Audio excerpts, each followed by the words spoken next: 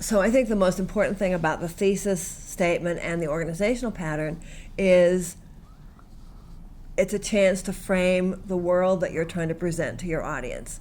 It's your chance to say, here's how I'm seeing something, here's how I'm putting it together, and this is what I'm inviting you into. So if the thesis statement is kind of fuzzy or there's no clear organizational pattern, it doesn't give the audience that sense of, oh, I get this world. Now I'm going to choose whether to walk into it or not. But without that kind of structure, I think you're leaving the audience to invent that world for themselves. And what I think you're trying to do is to say, here's my perspective on a world. What do you think? Yes.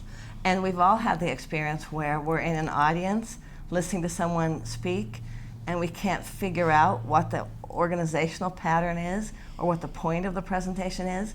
Not long ago, I was listening to someone give a presentation. She was very lively and dynamic. She had these great PowerPoint slides. She was talking on a controversial issue.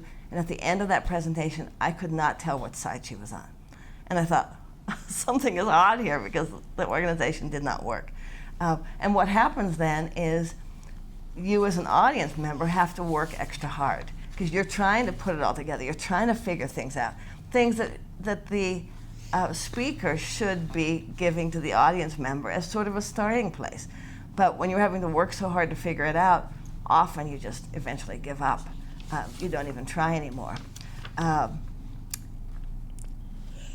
and I just want to add too that I think organizational patterns can be much more interesting than many of us make them. My students will typically choose a category organizational pattern. I've got 3 main points, they fit into 3 categories, boom, I got my pattern.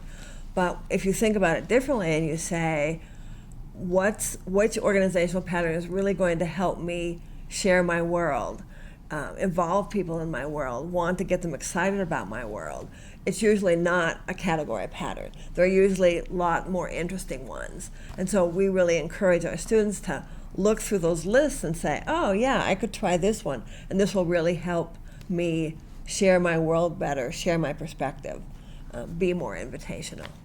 And actually too, I think having a clear thesis and an organizational pattern are ways that you show respect for your audience. Because you're saying, I respect you enough to give you my structure so that it makes it easy for you to understand. Right. So they don't have to work so hard. Exactly.